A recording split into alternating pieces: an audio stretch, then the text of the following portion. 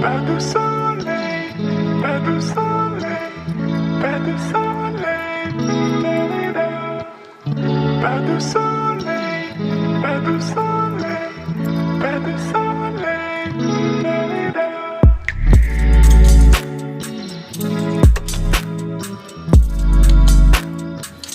तो ये पेंडेंट इस चेन में आ गया फाइनली, जैसा मैं चाहती थी। अंगद ने बड़े ध्यान से अच्छे से किया, और ये करना इजी नहीं था क्योंकि जो पेंडेंट का लूप है ना वो बहुत ही छोटा सा था, तो उसको निकालना उस चेन से और इसमें फिर से डालना हाथ से तो नहीं होने वाला था। उसने छोटा सा एक टूल से किया, बहुत आराम से, और अच्छे से हो गया। और मुझे ऐसा ही चाहिए था। दो चेन में क्या दिक्कत आ रही थी ना, दोनों आपस में टैंगल हो जा रहे थे, और इतने पतले पतले से चेन है ना कि पक्का कुछ दिनों में वो टूट जाते हैं। तो मुझे चाहिए था कि एक में ही आ जाए। थोड़ा सा ये हो गया है कि क्योंकि वेट आ गया ना इस वाले चेन में, तो थोड़ा सा नीचे की तरफ में ये सब वी शेप का हो गया है, बट दैट्स ओके, चलेगा मुझे। और मैंने पिछले वीडियो में आपको ये तो बता दिया कि ये टार्निश फ्री है ये वो, लेकिन मैं ये बताना भूल गई, मैं पिछले 20 दिन से भी ऊपर से इसे यूज कर रही हूँ। रोज शार ले रही हूँ इसे पहन के, और सच में इसका कलर नहीं गया है। तो कोई भी कंसिडर कर रहा है अफोर्डेबल रेट में ऐसे ही डेली वेयर के लिए ज्वेलरी, अगर आपको भी गोल्ड वगैरह पहनना पसंद उतना ना हो, तो डेफिनेटली ट्राई करिए। लिंक मैंने आपको पिछले वीडियो के डिस्क्रिप्शन बॉक्स में दे दिया था। चलिए इस वाले में भी दे दूंगी, क्योंकि बड़ा हल्का फुल्का उनके पास ना और भी बहुत सारे कलेक्शंस है। तो मैंने पहले एक मंगाया है, अभी बहुत दिनों से पहन रही हूँ, अब मुझे थोड़ा सा ट्रस्ट बैठ रहा है, तो होगा तो मैं आगे और भी पहनूंगी। पिछली बार ना हम लोग फर्स्ट टाइम ये वाला घी लेकर आए थे, तो ये A2 काऊ घी है। फर्स्ट टाइम A2 ट्राई किया, हमें अच्छा भी लगा, और ये देखिए हमने खत्म भी कर दिया है ऑलमोस्ट। तो इस बार ही ना हमने ऑनलाइन नहीं मंगाया, हमारे एरिया में ही ना एक ऐसा दुकान है जो सिर्फ घी बेचते हैं, घी स्पेशलिस्ट है वो लोग। तो बहुत दिनों से मन था हमारा कि जाके देखे क्या बेच रहे हैं वो लोग। तो हम लोग मेनली A2 लेने गए थे, पर उनके पास ना A2 घी तो नहीं था, पर उन्होंने हमें ये वाला घी सजेस्ट किया। ये गाय का ही घी है, हैदराबाद में उनका फार्म है, वहां से डायरेक्टली आता है। पर इन लोगों के पास ना एक दिक्कत है कि बॉटल नहीं रखते ये लोग, सब कुछ ऐसे ही पाउच में आता है। तो इसको खैर इसमें मैं डाल दूंगी जब ये खत्म हो जाए। तो दो टाइप का घी लेकर आए थे, एक तो ये काऊ घी लेकर के आए थे, और दूसरा ना थोड़ा सा उन्होंने टेस्ट करने के लिए हमें वो दिया था, बफेलो वाला घी दिया था, भैंस का घी दिया था। वो भैंस वाला घी तो इतना टेस्टी था ना, उन्होंने कहा कि टेस्ट के लिए अगर आपको चाहिए तो आप भैंस वाला लो, और अगर आपको वैसे चाहिए ओवरऑल हेल्थ वगैरह के लिए चाहिए तो फिर आप ये काऊ वाला घी लेना। तो हमने ज्यादा करके ये ले लिया, और बफेलो वाला थोड़ा सा लिया था, पर वो इतना अच्छा लगा ना कि वो तो खत्म भी कर दिया हमने 3-4 दिनों में। अब सोच रहे हैं कि जब ये खत्म होना तो भैंस वाला ही लेकर आए। अच्छा, मैंने आपको बताया नहीं कि कैसा रहा वैक्सीनेशन के बाद, हमें साइड इफेक्ट्स हुआ या नहीं हुआ। तो फर्स्ट डोज में तो अंगद को फीवर वगैरह आया था, तो इस वाले में भी मैं थोड़ा सा डरी हुई थी और मैं अलर्ट भी बहुत थी। तो हमने क्या किया था कि शाम को वैक्सीन लेकर आए थे, और रात को सोने से पहले हमने दोनों ने डोलो ले लिया था ऐसे ही प्रिकॉशन के लिए। लेकिन रात को ना फीवर नहीं आया, मतलब कुछ भी नहीं हुआ इस बार। थोड़ा देर के लिए 3-3:30 बजे रात के आसपास ना मेरी नींद खुली थी ना, तो थोड़ा सा ना बॉडी गर्म था, अंगद का भी और मेरा भी, बस उतना ही, मतलब चिल्स वगैरह तो कुछ भी नहीं आया। तो इस वाले वैक्सीन में सेकेंड डोज में जैसा मेरे भैया ने बताया था कि कुछ नहीं होता है, तो सच में कुछ भी नहीं हुआ। वीकनेस भी नहीं हो रही, पता है पिछले वाले में तो क्या हुआ था कि अंगद को स्पेशली 5-6 दिन तक वीकनेस रही थी। मुझे थोड़ा बहुत, ज्यादा कुछ नहीं, मुझे पेन था, और पेन उस दिन रहा था हाथ में एक्चुअली, पर पेन भी काफी कम हो गया है, और बाकी कुछ भी नहीं हुआ। तो चलिए अच्छा है, कोई साइड इफेक्ट नहीं है, तो आराम से हमारा संडे बीता, कोई दिक्कत नहीं आई। मनी हाइस्ट हमने पूरा देख लिया, और बहुत ही कम एपिसोड्स थे। थोड़ा और होता ना, क्रेविंग आ रही थी। अब कह रहे हैं कि सेकेंड पार्ट दिसंबर में आएगा, कोई नहीं, चलिए। शायद 5 ही एपिसोड्स थे, और हमने तो सैटरडे नाइट को ही सारा खत्म कर दिया।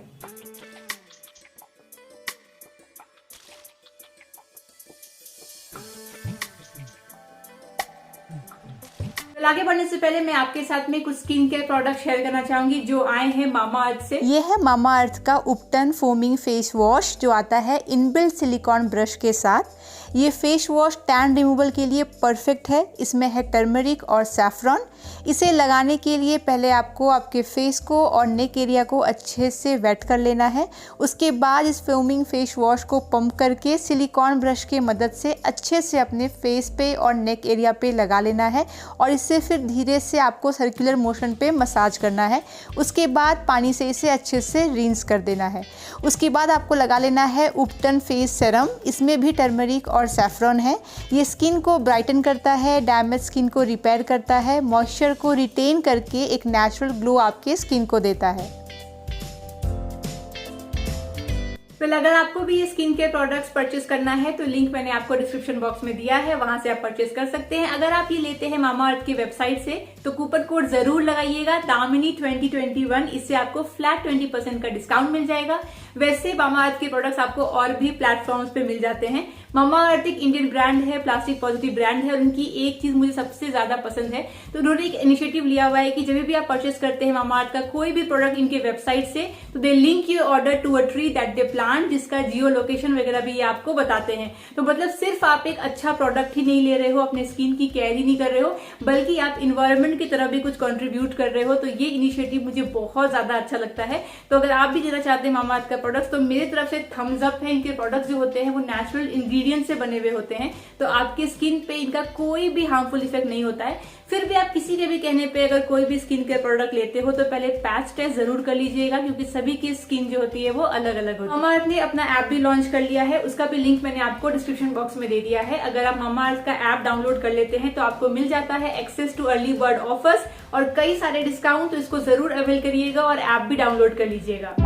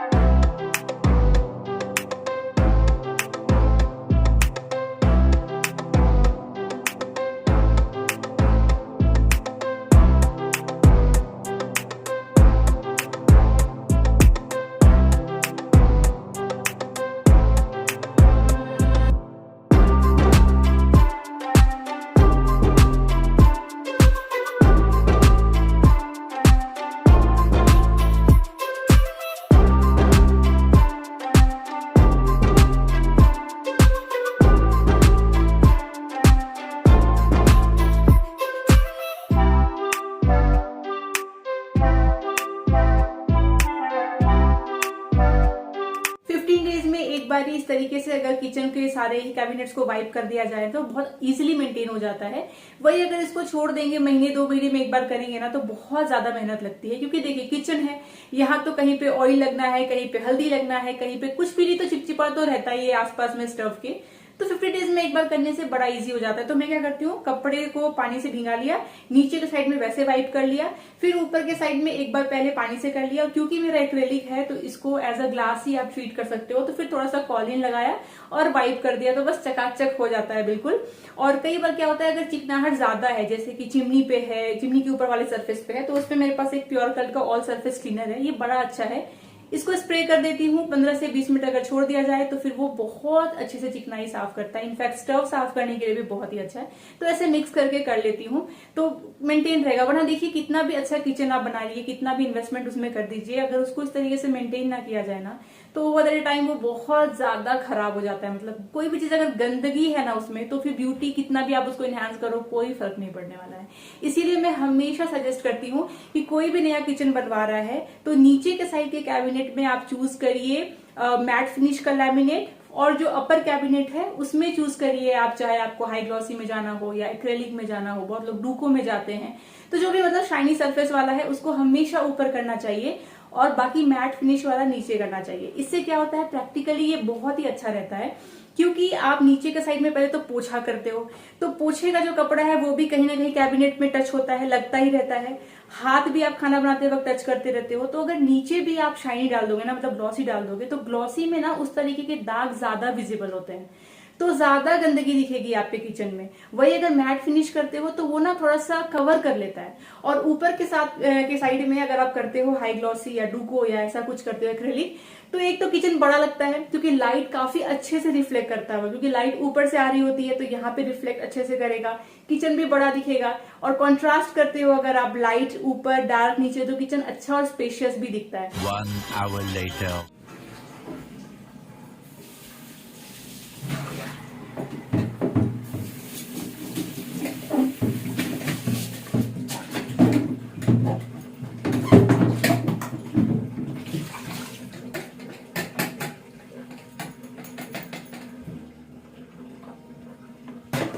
जब भी ना एक भी खाली हो जाता है ऐसा वाला फ्रिज का वेजिटेबल ड्रॉर, तो उसको मैं एक बार धो लेती हूँ, क्योंकि एक साथ सारा फ्रिज क्लीन करने का मुहूर्त तो हमेशा नहीं आता है।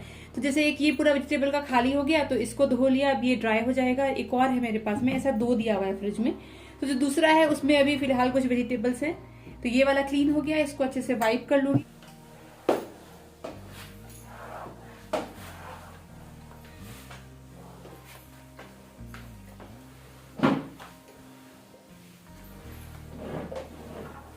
फ्रिज के सारे ही शेल्फ में और वेजिटेबल वाले जो भी बास्केट है सब में ना मैंने ये ट्रांसपेरेंट वाला रखा हुआ है मैट। इससे क्या होता है, क्लीनिंग बड़ी इजी हो जाती है, और साथ ही साथ में ये थोड़ा बहुत एंटी स्किड भी है, तो कुछ भी निकालना हो कोई दिक्कत नहीं होती है। तो मैंने फ्रिज वीडियो बनाया है, डिटेल टूर दिया है, आप वो चेक करिएगा, उसमें मैंने सब कुछ अच्छे से एक्सप्लेन किया है। ये बहुत ही अफोर्डेबल है और इसको आप अपने हिसाब से साइज कट कर सकते हो और सारे ही शेल्फ में रख सकते हो।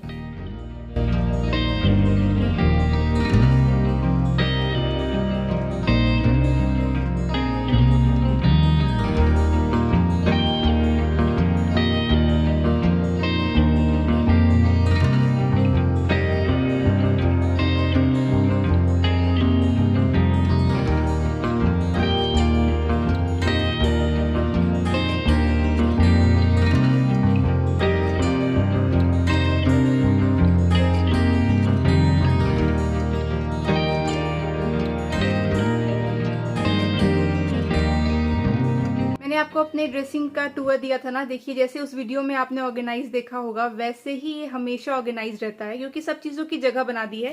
एक्सेप्ट दिस वाला जो रो देख रहे हो ना आप, इसको मैंने रखा ही ऐसे है कि बैंड खोला, बैंड ला के रख दिया, रबर बैंड डाल दिया, थोड़ा हड़बड़ी में मतलब जो डालना है ये वाला रो उसके लिए है, हेयर का रो है।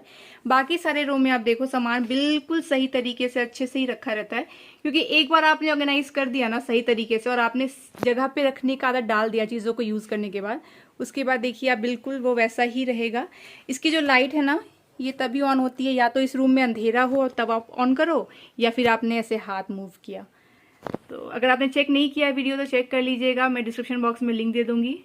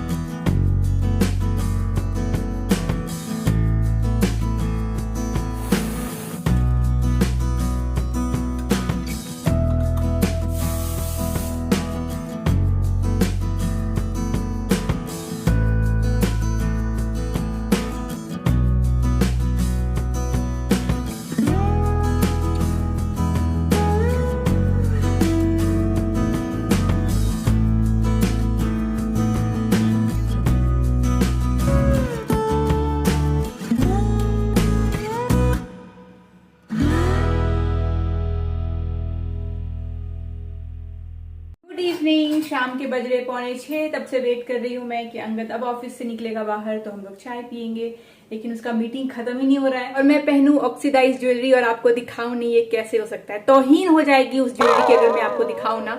तो ये देखिए बहुत ही प्यारा है, इसमें हाथी ड्रॉ किया हुआ है, देख के लगता है ना हैवी होगा काफी ज्यादा, बहुत लाइट है, मतलब बिल्कुल भी हैवी नहीं है, पर हाँ दिखने में हैवी लगता है। ये भी मैंने बहुत पहले मीशो से ही ऑर्डर किया था, कुछ 170 या 180 में आया था, पर देखिए ना कितना प्यारा है। इतना जब ये कम कॉस्ट पे देते हैं ना 150-200 में, तो मैं यही सोचती रहती हूँ कि ना बहुत ज्यादा इसमें ना वर्क रहता है। ऑक्सीडाइज ज्वेलरी में ना बहुत बारीक बारीक काम होता है, तो मैं सोचती हूँ कैसे उन लोगों को इतने कम प्राइस में इतना सुंदर जो है वो लोग बनाते हैं, बेचते हैं, उनका फायदा भी हो जाता है, कैसे करते होंगे, क्योंकि इतना मेहनत लगता होगा। वैसे मशीन बेस्ड है आई नो, पर फिर भी कारीगरी कितनी अच्छी है, नहीं मुझे तो बहुत अच्छा लगता है।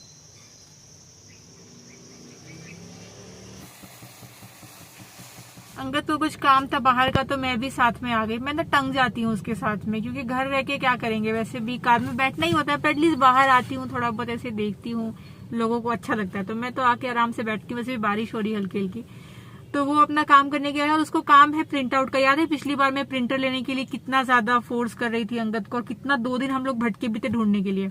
उस टाइम पे तो लिया नहीं, क्योंकि वही जगह नहीं है, कहाँ रखेंगे, बेकार यूज में नहीं आएगा, ऑफिस सब खुलने ही वाला है। और आज उसको प्रिंटर का काम पड़ा तो मुझे कह रहा था ले लिया होता तो आज जाना नहीं पड़ता, पर वही है कभी कभी जाना रहता है ना, तो हमेशा काम तो नहीं पड़ता है प्रिंटर का, पर फिर भी ले लेने से ना आराम रहता। खैर अब तो सुन रही हूँ मैं कि IT खुल जाएगा, ऑफिस वगैरह खुल जाएंगे सबका, दिसंबर के बाद में शायद खुल जाएगा, तो उसके बाद तो आराम हो जाता है, ऑफिस से ही वो ले आता है। तो अभी गया है स्टेशनरी शॉप में, कुछ लाएगा अपना काम का प्रिंट आउट वगैरह, और घर जाके मुझे बनाना है डिनर ही, और तो कुछ नहीं। इतनी बारिश हुई है तो वॉकिंग वगैरह भी जाएंगे नहीं, इधर से ना शाम को बहुत बारिश हो रही है, तो शाम को अगेन हमारा जो वॉकिंग वाला सेशन होता था 45 मिनट्स वाला, वो नहीं हो पाता है।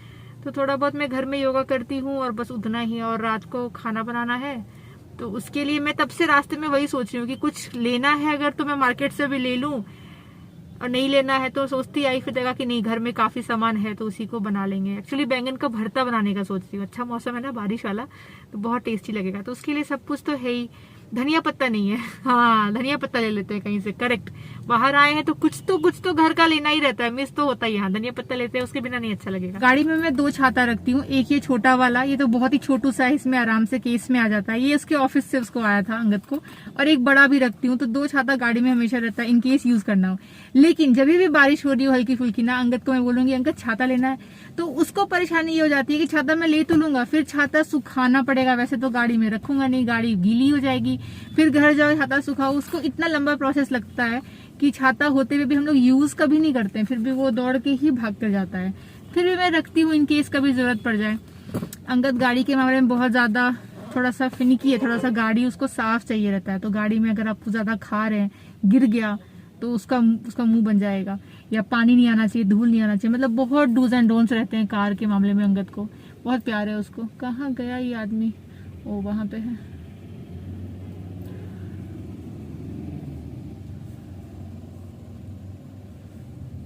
बेकार ही आई मैं, एक्चुअली बस इतना सा ही काम है, पर वही है घर में क्या करती है अकेले। एक तो 6 बजे तक मैं ये ऑफिस का काम कर रहा था, फिर इसको बाहर आना था, मैंने कहा आएगा पता नहीं आधा 1 घंटा लगाएगा, उसके बाद फिर से रात को मीटिंग है 9 बजे से, तो बीच का 2-2.5 घंटा बचता है कुछ बात करने के लिए। मुझे भी मन करता है ना कोई बात तो करे, दिन भर अपना काम है वो मैं अपने काम में, इसलिए मैं टंग जाती हूँ कि चलो इसी बहाने कुछ ड्राइव हो जाएगी, कुछ बात हो जाएगा। बहुत बिजी रह रहा है आजकल अंगद, थोड़ी मैं फ्री हूँ अभी, दोनों बिजी होते हैं तो अलग बात है, अभी मैं थोड़ी सी फ्री हूँ।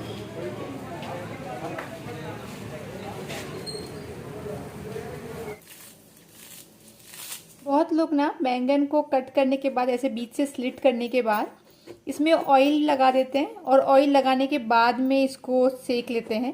मैं ऑयल नहीं लगाती हूँ, वैसे ऑयल लगाने से कहते हैं कि आपको ये जो ऊपर का जो पील करना रहेगा ना वो इजी पड़ेगा, लेकिन मुझे कोई दिक्कत वैसे नहीं लगती है। और बैंगन ना बहुत तेल ऑलरेडी छोड़ता है, तो ऊपर से फिर तेल लगा लेने का कोई मतलब नहीं है, तो मैं बिना तेल लगा के ही कर लेती हूँ। तो बहुत लोग इसमें ऑयल लगाते हैं, और ऐसे स्लिट करने से क्या होगा ना कि अंदर की तरफ भी ये अच्छे से पक जाएगा। पर हाँ स्टव बहुत गंदा होता है, ये करने के बाद तो आपका स्टव इतना गंदा हो कि आपको क्लीन अच्छे से करना ही पड़ेगा।